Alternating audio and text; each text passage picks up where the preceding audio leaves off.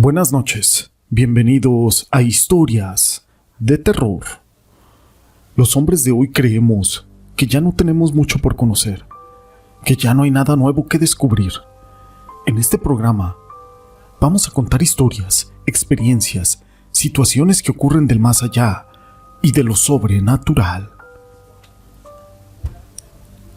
En los ingenios de la provincia de Jujuy, los trabajadores perdían sus vidas o desaparecían de manera inexplicable.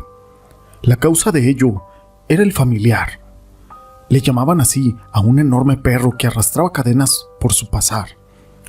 Pero todo esto no es relevante, sino una historia. Mi nombre es José Llamas y te presento el familiar. Esta bestia, según la leyenda contada por los trabajadores de los ingenios de azúcar de este lugar, esta bestia aparecía para cobrarse pactos que había realizado el patrón de aquel ingenio con él para obtener más riqueza. Los ingenios más famosos de aquella época prosperaban con excelencia. Demasiada producción, tenían venta de azúcar. En resumen, eran un éxito total. Pero cada año desaparecían o fallecían algunos de los trabajadores. Los vecinos cercanos a los ingenios comentaban que esto ocurría porque el patrón o el capataz de ese ingenio pactaban con el familiar. Esto para tener fortuna a cambio de la vida de algún peón. Así la bestia cumplía ese trato y, según cuenta la leyenda, cuando esto pasaba, se llevaban el alma humana de aquel peón o de aquel trabajador. Las muertes sucedían usualmente cuando el patrón enviaba a algún trabajador a buscar herramientas a un cuarto oscuro. Justo en ese momento y en ese lugar era donde se cobraba el pago, el familiar.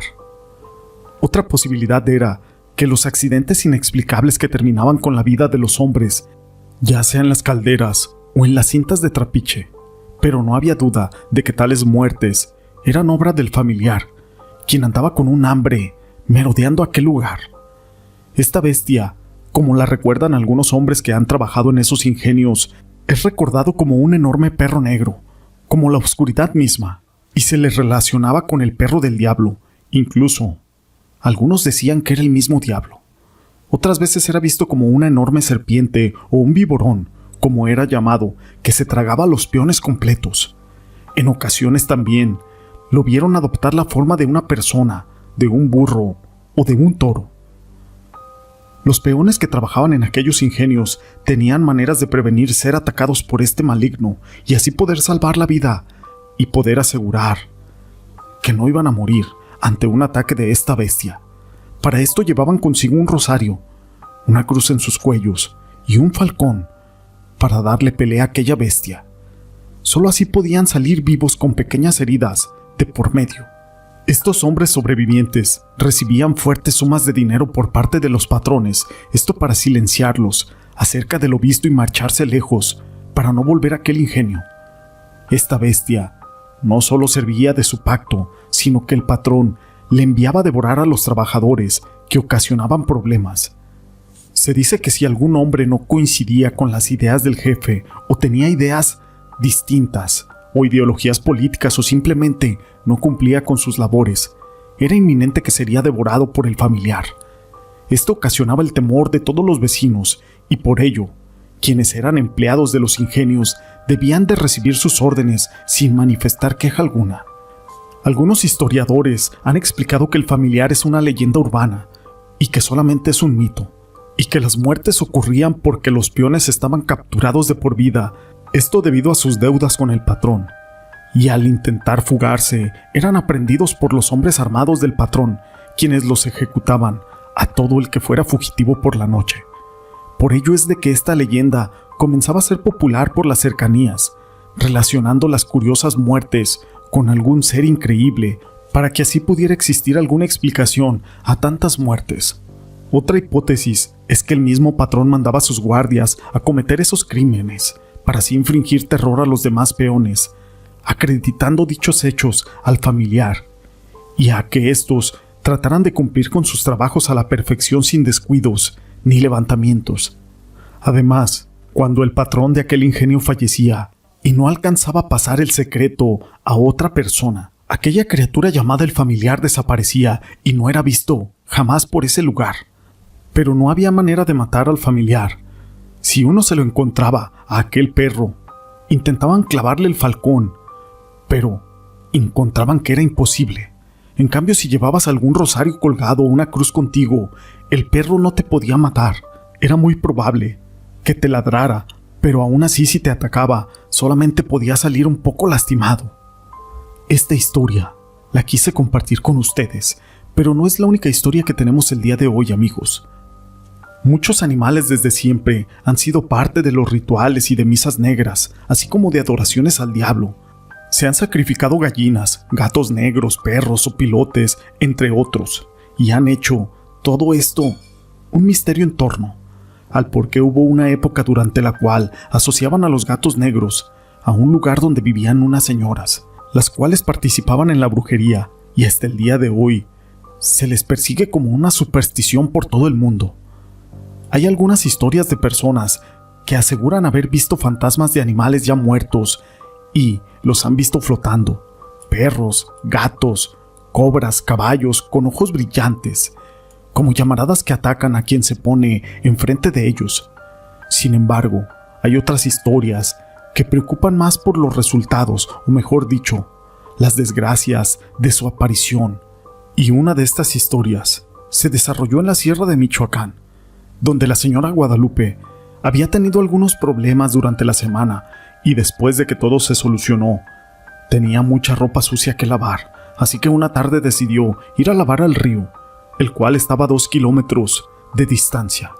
Solo que para llegar a él tenía que transitar por algunas veredas de difícil acceso.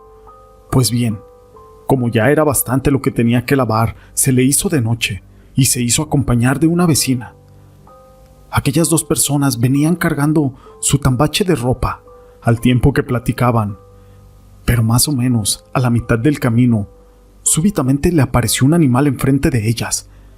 No se le veía una forma definida, no se sabía si era un gato o un perro, pero poco a poco fue creciendo y al final tenía el tamaño de un caballo, aunque no tenía esa forma, era solamente como un bulto, el cual se les fue encima atacando a la señora Guadalupe. Su amiga, después de aventar aquel tambache de ropa, solamente gritó y se fue rumbo al pueblo. Al llegar al pueblo, les dio aviso a su esposo y al de Guadalupe, los cuales reunieron más personas y fueron a auxiliarla donde había sido atacado. Ahí la encontraron a Guadalupe. Estaba tirada en el piso, pero no tenía rasgos de sangre. Por fortuna, pudieron cargarla y llevarla a su casa. Tenía moretones por todo el cuerpo. Era como si una plancha les hubiese caído encima. Los siguientes días tuvo pesadillas y sufría con ellas. La boca se le fue para un lado. Una de las piernas ya no la podía mover. Y así pasaron 2 años y no cesaban las pesadillas ni aquella enfermedad que venía acompañada por una insuficiencia para poder respirar. Pero aún así realizaba todas sus actividades sin dificultad. Al narrar lo que le estaba sucediendo, muchos de los lugareños le contaron esta experiencia a otras, de ese mismo animal, que habían intentado atacarlos, y en la mayoría de los pueblos existe la creencia de que este animal, que se asegura es el diablo transformado, se les avienta, tratándoles de hacer daño. Algunos han sobrevivido como la señora Guadalupe para poder contar eso que les pasó, aunque se dice que también hay otro tipo de animales que también han sido vistos, pero poco se saben de ellos, ya que hay quienes creen que son producto de las fantasías, como el monstruo del lago Ness, el hombre de las nieves, el yeti, o bien como esas extrañas criaturas a las que se les ha visto volar por los aires.